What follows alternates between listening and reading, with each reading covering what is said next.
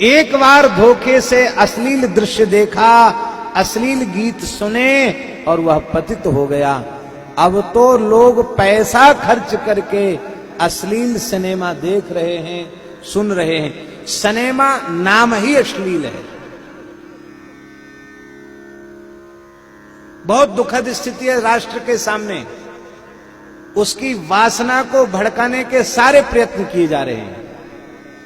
नशा के माध्यम से, चलचित्र के माध्यम से, कुसंस्कारों के माध्यम से, कुसंग के माध्यम से, कुशिक्षा के माध्यम से उसकी वासना को खूब भड़काया जा रहा है।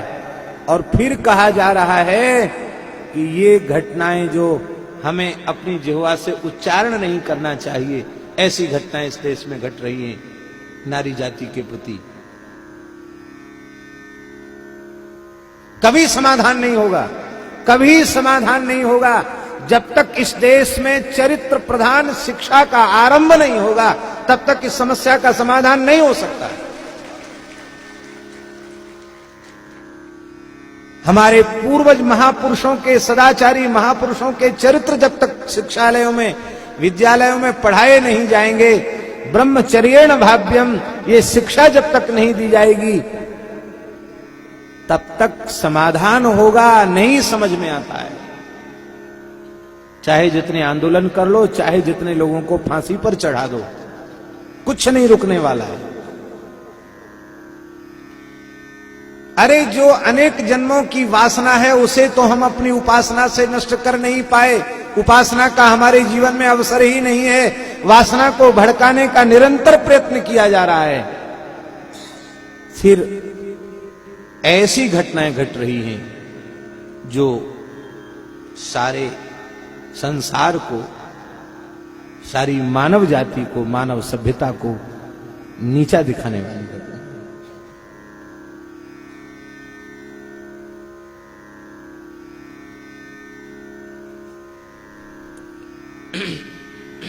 मंच से कहें न कहें, नहीं कहनी चाहिए, फिर भी हम कह रहे हैं। स्थल का नाम हम नहीं लेंगे, पर सच्ची घटना है। बाराघाट वाले महंत श्री राम प्रवेश दास जी महाराज की बताई हुई। एक पुत्री अपने पिता को ही खेत पर रोटी पहुंचाने गई और उस दुष्ट की वहीं वृत्ति बिगड़ गई, पिता की वृत्ति बिगड़ गई। और वो पुत्री पाणिगृहीता भी थी, विवाहिता थी, मायके में आई थी। उसने सोचा कि अब मैं क्या करूं। भगवान से पुकार की उसने, सच्ची घटना सुना रहे हैं। और उसने कहा कि दादा लाइट तो बुझा दो।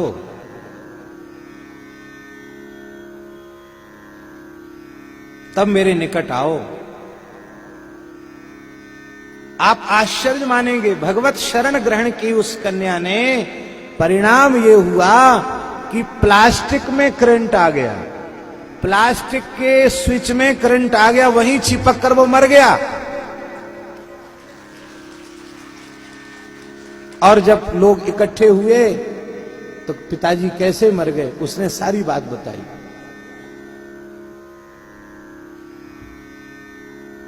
बिजली वाले को बुलाकर लाइन की परीक्षा की गई, कहीं करंट नहीं था, पर प्लास्टिक छू करके करंट आ गया। सोचिए, इतनी भयंकर।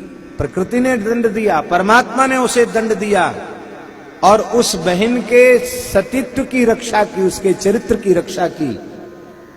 लेकिन हम निवेदन यह कर रहे हैं कि जब तक जीवों को भगवत शरणागत नहीं बनाया जाएगा, उनको भजन सत्संग प्रदान नहीं किया जाएगा, उनको सदाचार संपन्न शिक्षा नहीं प्रदान की जाएगी, तब तक इस प्रकार की घटनाओं को रोका नहीं जा सकता है। भैया, सब पाठशालाएं दैत्यों की पाठशालाएं हैं, जिनमें अर्थ और काम दो की ही शिक्षा दी जाती है।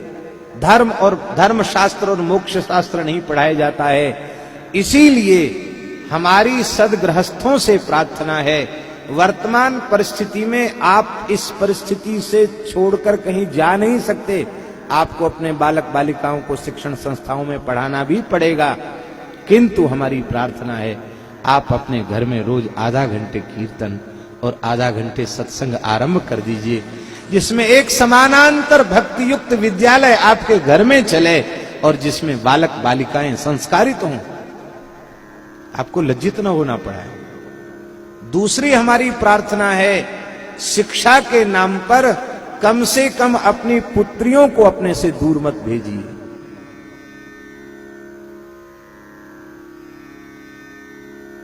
कहां तो पुत्र पवित्र किए कुल दो, आज वे दोनों कुलों को डुबा रही है। इसलिए भैया बहुत जीवन में पवित्रता की बहुत आवश्यकता है, सदाचार की बहुत आवश्यकता है। तो एक बार उस दृश्य को देखकर अजामिल जैसा पवित्र ब्राह्मण पतित हो गया। अब जो हठपूर्वक सिनेमा देख रहे हैं, जो चीज नहीं खानी चाहिए वह खा रहे हैं, जो चीज नहीं पीनी चाहिए वो पी रहे हैं, तो फिर जो करना नहीं चाहिए वही सब करेंगे। वो उससे नहीं बचाया जा सकता समाज को, राष्ट्र को। अब बताओ, आज की कथा सुनकर कितने लोग सिनेमा का गीत सुनना छोड़ेंगे और कितने लोग सिनेमा देखना छोड़ेंगे? बाजी वाह, कानपुर तो बहुत अच्छा है, भले ही 10, 20, 50 ही हाथ उठे, पर चलो कुछ लोग तो मिले। हाथ उठाओ चाहे मत उठाओ, पर यदि साधक है, भगवान की ओर जाना चाहता है, तो उसे संकल्प करना पड़ेगा।